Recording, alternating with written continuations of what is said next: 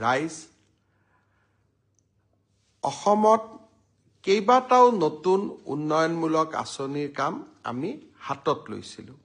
ইতিমধ্যে অৰুণোদয় হিতাধিকাৰী তালিকাৰ নিৰ্মাণৰ প্ৰথম পৰ্যায়ৰ কাম হৈ যোৱাৰ পিছত এইবাৰ আমি নগৰ অঞ্চলসমূহত অৰুণোদয় হিতাধিকাৰী নিৰ্বাচনৰ কাম আমি হাতত লৈছোঁ। ইয়াৰ লগে লগে আৰু এখন আঁচনিৰ কথা আমাৰ বাইদেউসকলে মোক প্ৰায়ে সুধি থাকে যে 10,000 টকাৰ যিখন আঁচনি আছিল সেই আঁচনিখন আমি কেতিয়াকৈ আৰম্ভ কৰিম। ইতিমধ্যে সেই আঁচনিখনৰো প্ৰথম হিতাধিকাৰীৰ প্ৰথম তালিকাখন জিলা পৰ্যায়ত এই আঁচনিখনৰ হিতাধিকাৰীসকলক চূড়ান্তভাৱে নিৰ্বাচনৰ প্ৰক্ৰিয়া আমি ফেব্ৰুৱাৰী মাহত আৰম্ভ কৰিম।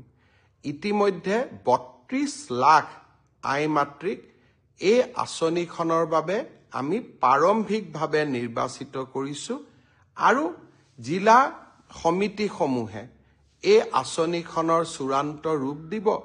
কম বেছি পৰিমাণে মই আশা কৰোঁ যে প্ৰায় 28ৰ পৰা 29 লাখ মাতৃক আমি এই আঁচনিখনৰ সুবিধা দিব পাৰিম। মোক দুই এজনে সুধি আছে অসম পুলিচৰ ৰিটেন কেতিয়া হ'ব? মই ভাবোঁ যে ফেব্ৰুৱাৰী মাহ নহ'লে মাৰ্চৰ প্ৰথম ভাগতেই আমি অসম পুলিচৰ কনিষ্টবলসকলৰ